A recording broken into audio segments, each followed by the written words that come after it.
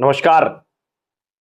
कौन है ये युवा जो नेपाल हिंसा के बाद सुर्खियों में है?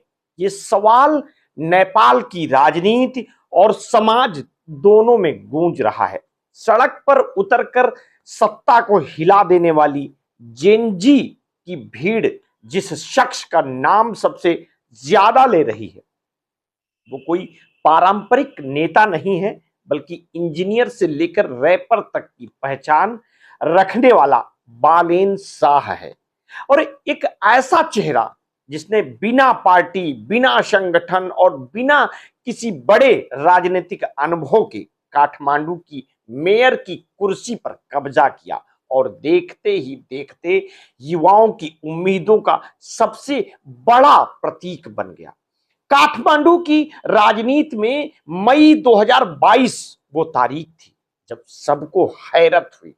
नेपाली राजनीति की पुरानी और जड़ जमाए पार्टियों के बीच अचानक से एक नया नाम आता है, बालेन शाह।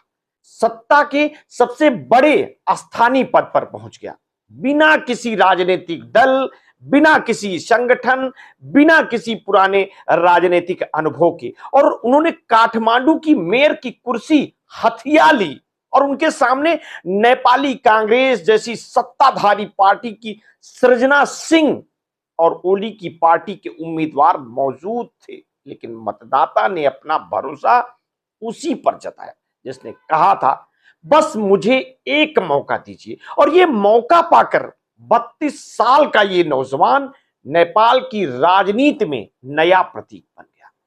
बालेन शाह की जीत महज एक चुनावी घटना नहीं थी, बल्कि ये नेपाल के समाज और राजनीति में गहरी बेचैनी की झलक थी।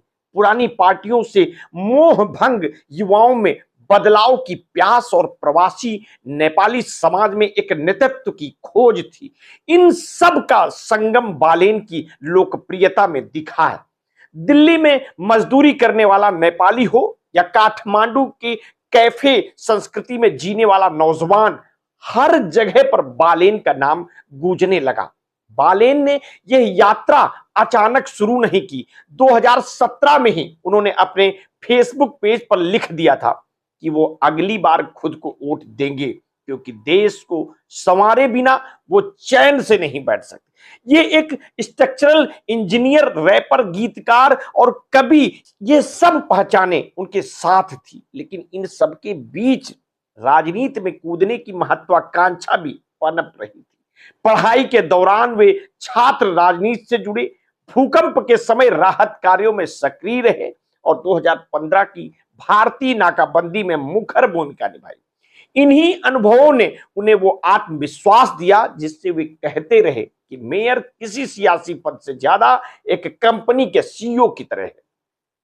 उनकी छवि में बगावती तेवर साफ झलकती थी। काला चश्मा लगाए मंच पर बेबाक बोलते हुए और अपनी रैप गानों में व्यवस्था पर तंज कसते हुए, ये सब उन्हें युवाओं का नायक बना देता है। आम नेपाली बुबा और नेपाल हासेको जैसे गानों में उन्होंने भ्रष्टाचार और सत्ता के खोखलेपन पर चोट की है।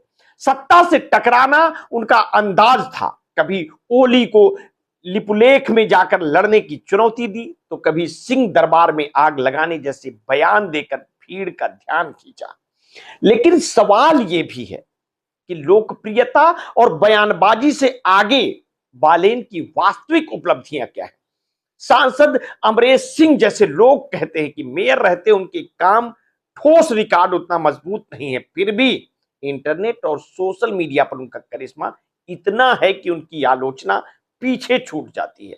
नेपाल की राजनीति में उनकी पहचान को लेकर भी बहस है। एक ओर उन्हें मधेसी पृष्ठभूमि से आया नेता कहा जाता है जो पहाड़ी राजनीति में स्वीकार्य हो गया और ये अपने आप में असामान्य है, और दूसरी ओर आलोचक कहते हैं कि उन्होंने मधेसियों के असली मुद्दों पर कभी आवाज नहीं उठाई। यही वजह है कि उनके जातीय या क्षेत्रीय प्रतिनिधित्व पर संदेह बना रहता है। एक राजनीतिक विश्लेषक ने उनकी तुलना यूक्रेन के जेलेंस्की से की है, एक ऐसे पॉपुलिस्ट नेता से जिसके पास संगठन नहीं, विचारधारा नहीं, लेकिन जनता की गुस्सैल ऊर्जा से सत्ता तक पहुंचने का अवसर मिलता है।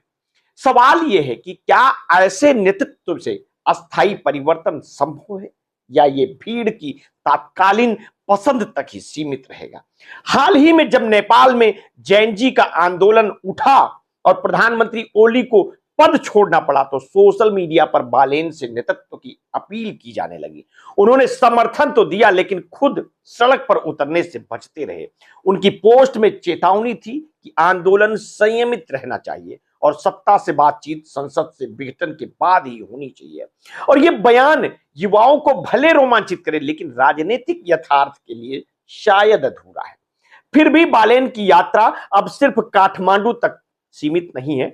उनका सपना है कि हर मोहल्ले में एक बालेन खड़ा हो जो बदलाव की जिम्मेदारी उठाए।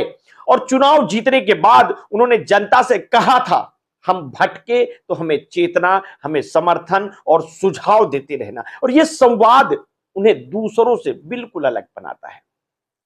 नेपाल की टूटी फूटी राजनीति में बालेन शाह आज उम्मीद और खतरे दोनों के प्रतीक है। उम्मीद इसलिए कि वो युवाओं को अपने सपनों में शामिल कर रहे हैं और खतरा इसलिए कि संगठन और विचारधारा के बिना कोई आंदोलन कितनी दूर तक जाएगा ये स्पष्ट नहीं। लेकिन इतना तय है कि बालेन शाह ने नेपाली राजनीति को झकझोर कर रख दिया है। सत्ता के पुराने समीकरणों में उनकी मौजूदगी एक अजीब सी बेचैनी पैदा कर रही है और यही बेचैनी शायद परिवर्तन का सबसे पहला संकेत होती है। मिलते हैं किसी नेक्स्ट स्टोरी के साथ। आपने अगर अभी तक हमारे चैनल को सब्सक्राइब नहीं किया तो तत्काल कर लीजिए। बेल आइकन दबाना बिल्कुल ना भूलिए। अपने स्वास्थ्य के प्रति सचेत रहिए, सजग रहिए। और हाँ, आपने अगर कभी भी कोरोना वैक्सीन लगवाई है तो समय समय पर ब्लड प्रेशर की जांच अवश्य कराती रहिए। अपना ध्यान रखिए। बहुत बहुत धन्यवाद। शादू।